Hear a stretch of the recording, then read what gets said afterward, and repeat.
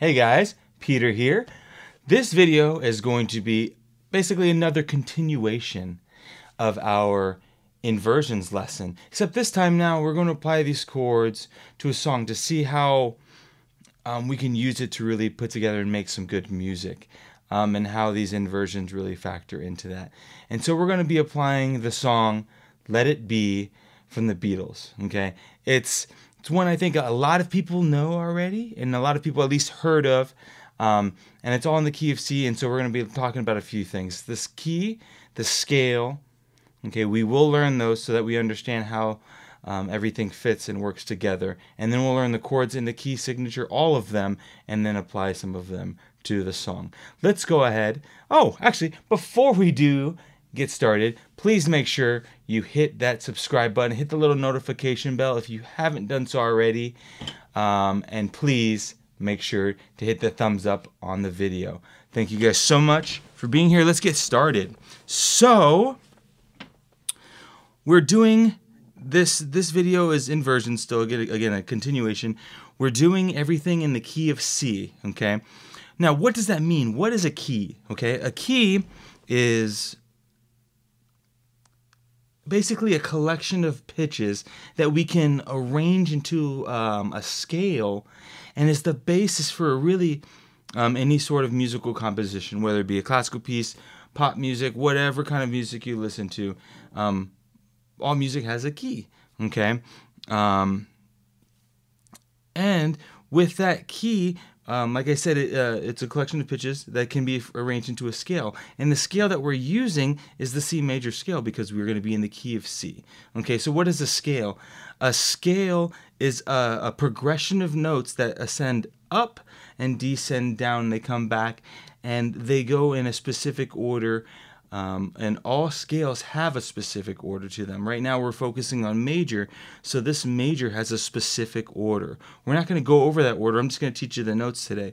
But know that if you were to take in like the specific order of a major scale, you can apply it to any starting note, and you can create that major scale from that specific order. Again, we're not going to do that. We're just going to learn the notes right away.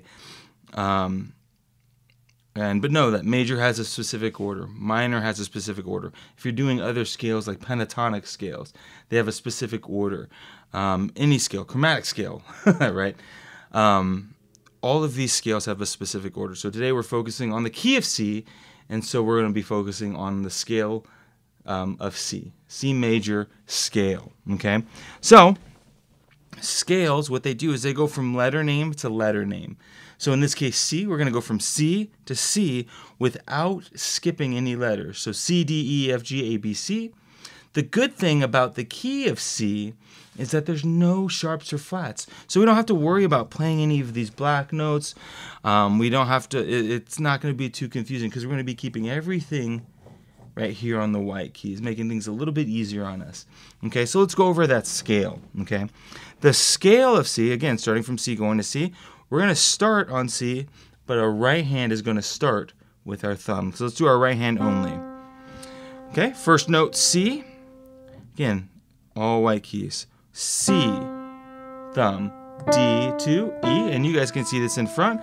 But now, once we get to E, notice the next note, F, is with our first finger. So what are we going to do? We are going to take our thumb, and you'll see this from the overhead camera much better, is imagine your hand is a tunnel, and your thumb is a car. Okay, and you're going to take that car and drive it underneath the tunnel. It's gonna slide underneath the tunnel and reach to F there. So watch the overhead camera for this. C, D, E. Car is going to drive underneath the tunnel to play F. And then your hand's going to finish it out. G, A, B with our fourth finger. Now, if we were only doing one octave, we would end with our pinky on C, okay? But to practice progressing through more octaves, especially, and this is where you start getting comfortable in your scales, and you can start creating melodies with these. I want to take it a little bit further. So we're on B here with our fourth finger, and we're going to do another octave. So our thumb's going to, again, drive underneath that tunnel whoosh, to C with our thumb. And then from here, we have basically a repeat. C, D, E with our third finger, slide under to F with our thumb again, D, A, B. Now we're only doing 2 octaves, so we're going to end on the C, back down. B, A, G, F. Third finger is going to cross over now to E. Second finger D, thumb on C. Now we're going to cross over to our fourth finger on B. B, A, G, F with our thumb. Now cross over to third finger on E, 2 on D, and then ending with our thumb, okay? One of the things to to look out for, and one of the ways that you can check yourself if you're doing the scale right, is all scales have an alternation between using 3 fingers and then 4 fingers. So listen to this again. 2, 3 on E, 1, 2, 3, 4 on B, and then it repeats. 2, 3, 1, 2, 3, 4, and then we're ending. And if we were coming back down, you're going to hear the same pattern of alternation of 3 and 4. 3, crossing over, cross over to 4, cross over to 3. Okay? Now, when you practice this slowly, it's going to become a lot more apparent. I move through that very quickly because you see the finger numbers right there in front. Okay? But no, there's always an alternation. 3, 4, 3, 4, 3, 4. If you were to just continue and move up and down, there's that alternation of 3 and 4. Let's go ahead and do this with our left hand. And we'll hear that alternation almost immediately because of how the hands mirror each other. So, pinky on C. Now we're going to climb up. D, 4, E, 3, F, 2, G. Now we're going to cross over to our third finger. I'm going to keep that there. Third finger. I just did the third finger, so now what's next is our fourth finger on D, okay? Let's do that again.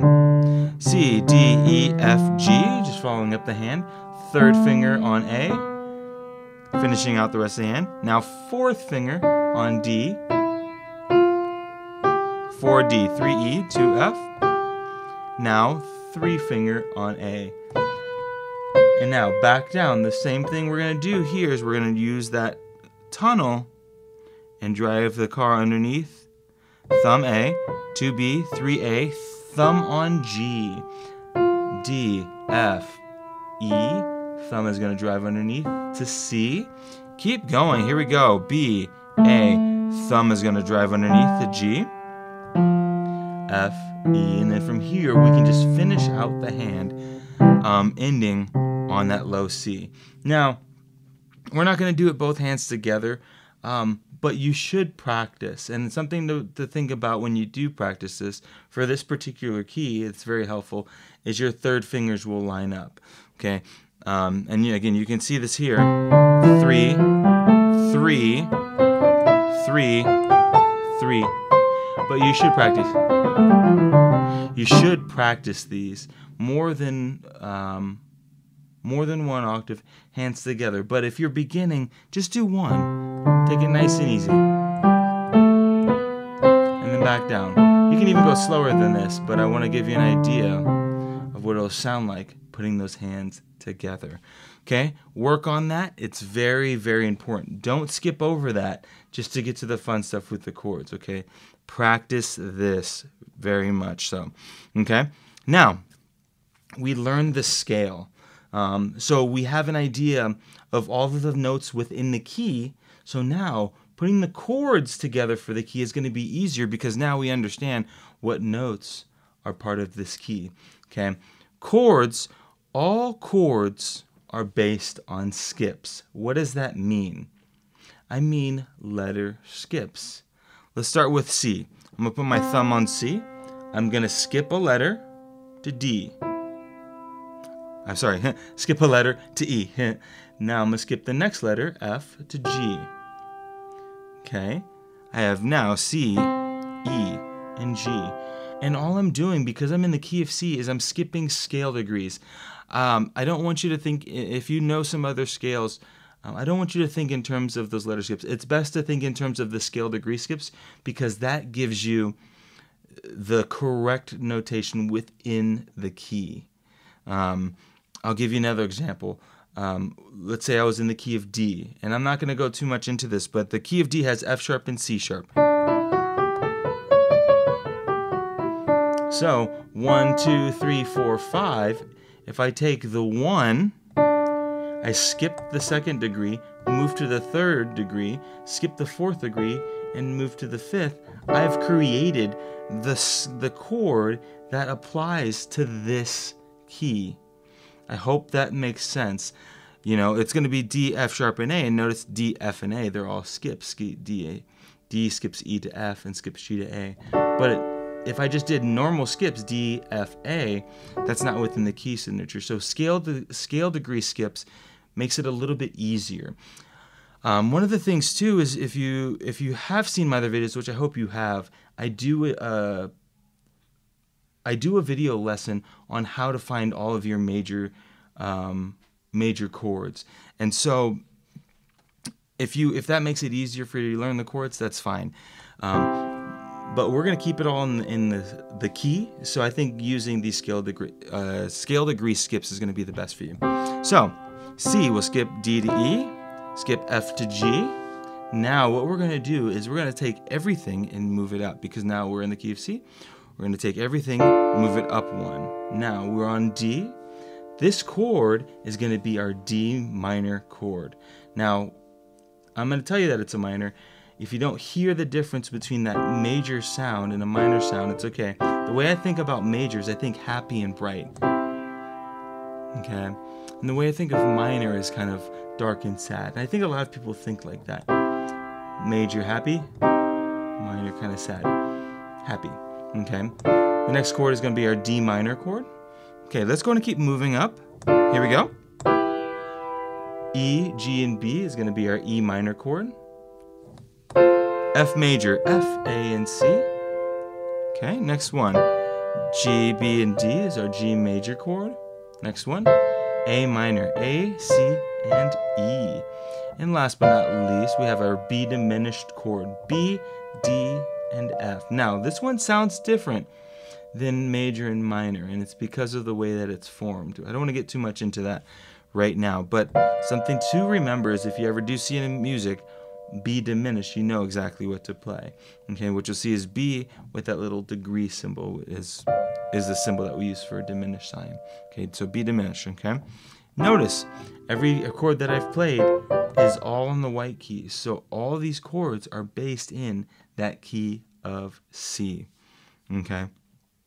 Now, let's go ahead and take these chords and throw it into a song. And the song I've chosen for this is going to be the song Let It Be, okay? I'm going to go ahead and throw the music up here so you see it, okay? Now you'll notice you have chords and you have these little slashes. Okay, you have your bar lines and in between you have the 4 little slashes. Those little slashes represents the rhythm. Not necessarily how to play the rhythm, but just showing you where each beat falls so you can kind of see almost where the chords will change, okay? And so you'll see the first 4 chords, C will have 2 slashes, and the next 2 slashes will be on G, next 2 slashes A minor, and then the last 2 will be on F, okay? And so that just means each of those chords are going to be held for 2 beats, okay? So here we go. C major for 2, 1, 2. Let's go ahead and move up to G major, and for now we'll keep everything in this position that we just learned. C, 2, G for 2, 2, A minor for 2, F for 2. Okay? Now, what does the left hand do? The left hand just plays the note of the chord. So if it's a C chord, the left hand plays C. If it's a G, left hand plays G. Okay? A minor, A is in the bass, and F means F is in the bass. Now I've seen questions before that say, okay, well, I thought all the notes that I play for the bass, I should use my pinky. So in other words, if I move up to G, I should move my whole hand up to G and use that on my pinky. If I do A, I should do the same thing, kind of move up my hands. Now, I think at the beginning this is okay because it helps your hand stay in this position, a position that's easy to kind of follow because both hands are doing exactly the same thing. But as you get more advanced, you can really choose whatever finger is comfortable to you. If you want to play C with your index finger, then play G with your pinky, A, as long as you can kind of move them through the key, it's okay. And you can choose whatever octave you would like to do as well. So I can start here at this C, move to this G. I can, instead of going up to this A, I can move down to this A and then move up to this F or down to this F. It's really your choice. And that's the beauty of this kind of playing is it gives you a lot of freedom to do. If you were playing a classical piece and the last note was an F and it was labeled as F2, well, that's the note you play. You don't play the octave because you feel like it. You do what it says, right? Pop music and chord charts and lead sheets give you a lot of freedom to kind of do as you like with the bass and even inversions. But we're going to go over a specific inversion that I think makes everything much easier for the right hand. And let's kind of go through that. And before we do that, we're going to do that second half. So you'll see that the second half, we have a C for 2, 1, 2, and then G for 2. And now we have F, and then you'll see the C/E, D minor, C. Let's go over that with our right hand. F, C, D minor, C. And that's the rhythm that we're going to be doing. F, C, D, C. Now, this doesn't sound anything like what you're used to hearing, and it's because we're not using any inversions. When we do the inversions, it'll sound more like the song that you'd know. Okay? But let's take a look at the left hand. Okay, we have F major. We play F.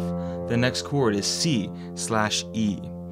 What the first letter represents is the chord that you are playing. And then you have that slash, which means the bass note. So first letter, name of chord. Second letter, what note you're playing in the bass. So C chord over E in the bass.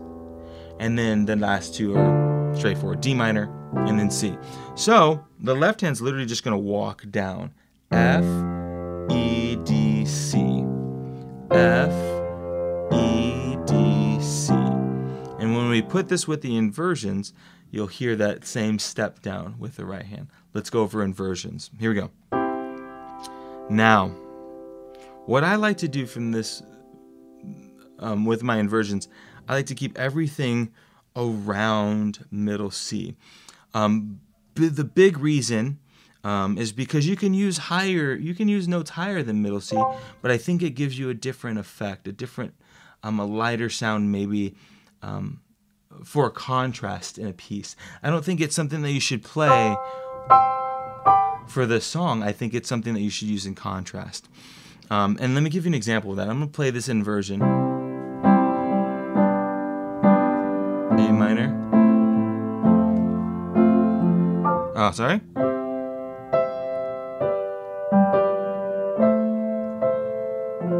You can go higher.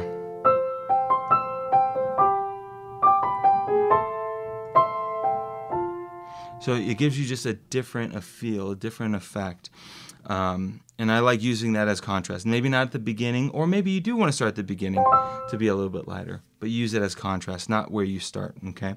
And the other opposite of that is if you're too low and you play the chords too low, there's something that we call a harmonic sequence, okay?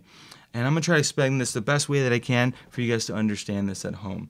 What a harmonic sequence is basically a series of like frequencies or pitches above what we call a fundamental that are present and create tonal color but aren't necessarily audible. Okay, so let me give you an example of this. So C, there's an entire harmonic series above that creates that tone color. Okay, above E, the same thing. Above G, the same thing. Now, right now, because of where we are, the frequencies are so much higher, you don't really hear them. Okay, but now, let's say I took that and I moved it all the way down the keyboard. C chord sounds nice to our ears. If I took that same C chord, C, E, and G, and I played it down at the bottom, all of a sudden it doesn't sound that great, right? And that's because now that whole harmonic series is moved down into a place that we can detect them audibly, and now they all clash because they all have a different series above them, okay? So if we play too low, we run that risk of really having a dissonant sound without it even being dissonant, like this, like the C chord down there. It's just too much. So middle C is a great area, a perfect area to play all of these chords in inversions, okay? Let's do this in inversions again. So this is the inversion I like to do from the beginning. Instead of C major here, C, E, and G, I like to take the G and move it down to the bottom. Always playing the same note with the bass, and you choose the octave yourself. C, E, and G. Next chord is G major, G, B, and D. Now I did a video of this already on inversions, and so if you're having trouble keeping up with me changing to the inversions, go take a look at that other video. Okay, I break it down a lot slower so you guys can see. But we're gonna go ahead and keep going. G major, A minor, A, C, and E. Okay, and if you remember, F major and A minor have two notes in common, A and C. So to make that F major chord, all I have to do is move up here. Okay, and then back to C major, C, E, and G. Let's do those four chords together. Here we go, ready, go. C for 2, and G, and A minor, and F. Let's do that with the bass. Ready, and C, and G, and A minor, and F. Now we do it again. C major to G, right? Oops, sorry. And here's that walk down, okay? And we're gonna use all the inversions that we've done so far. F chord, F, A, and C. C chord, which is how we started, C, E, and G, but over E in the bass. Now, D minor is the one that we haven't done yet. D, F, and A this way, as opposed to in reposition. D, F, and A, and then down to C, C, E, and G, in this inversion. Okay, and you notice C is for 2 beats. And so when we move back to the beginning, because this repeats, this intro and the verse are the same chord progression, and so these will repeat here. When we move back, all we do is we just move back our inversion of C. That's it. 3, 4, back to C. And you don't have to move the bass if you don't want to, but I do. C, E, and G. Let's play through this all together so you can hear how this is going to sound. Here we go. And what I'm going to do, let me add something. I'm going to pulse my right hand on every beat. You know, C major for 2 and all that stuff. So watch. Here we go. C for 2. 1, 2. G for 2. A minor for 2. F major for 2. C for 2. G for 2. And now walk down. Then repeats.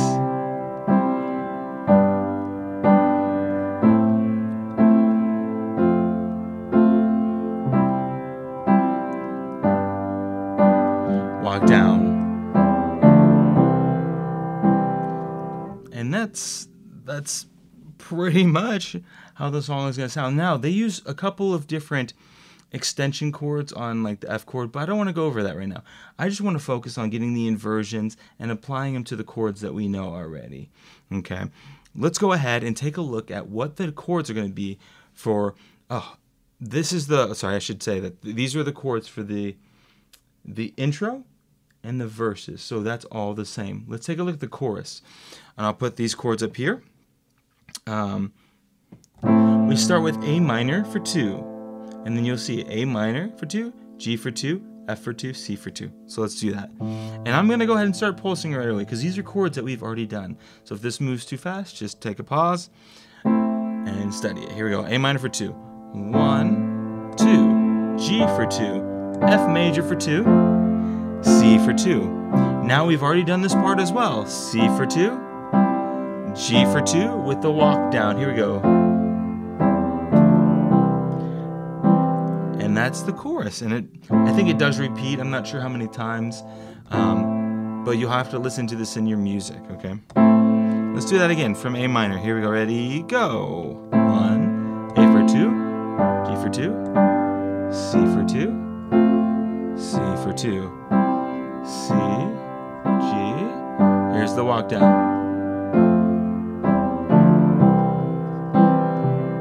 And if it were to repeat it, go back to that A minor again. Okay, I hope this makes sense. Again, if this is moving too fast, just back it up. Now, we've learned the intro, the verse, because those are the same. We've learned the chorus. There's one more section that I want to go over, and it's the outro, but it's also a progression that happens between, I think it's like the first chorus and the next verse or something like that.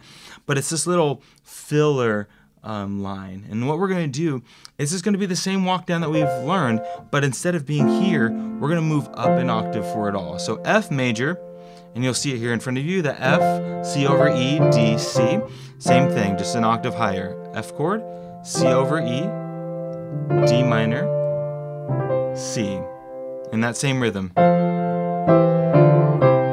Now, here's where we get a little bit tricky, and we borrow a chord from a different key. We're not going to talk about what that means, but just know we're borrowing it, and the way that we can tell we're borrowing it from another key is that we're going to be using a flat. We're going to be using a B flat. So this chord is going to be a B flat major, and I'll just give you the notes. We're not going to study exactly how to find it. B flat, D, and F, and then the walk down again, but in this key, B flat, D, and F, F, a chord, F, A, and C, over A, now G, G, B, D, okay, so let's listen to that. What? Oh, I'm sorry, I did the rhythm wrong. C, B flat, F over A, G, there we go. I had the right chords. I was wondering what. There we go. G major, F, and then C. So listen to that walk down again. F, C over E, D minor, C, B flat, F over A, G, G, B, and D, F, and C. Okay. Again, B flat, D, and F, F, F, A, C, G, G, B, and D, F, and then C. Let's play through all three sections. I'm just going to play through them all three and label them so you can see it. Here we go. Intro / verse.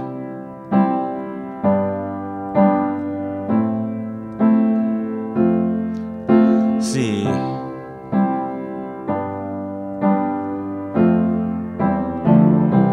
Chorus. G.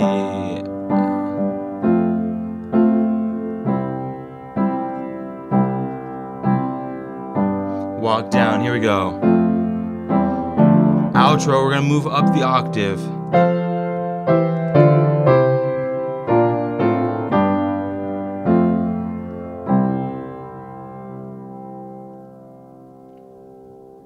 Okay, and that's all of the parts to Let It Be, just using chords, nothing else added, okay? I hope this video is very helpful for you. I hope you're able to take this and kind of play through an entire song on your own. If this was helpful and you liked it, please remember to subscribe and hit that notification bell. I'll be doing this in all of the keys that I can come up with, and it'll be sent your way as soon as you hit that notification bell, and also make sure you hit the like button, okay? Hope to see you guys soon. Thanks, guys.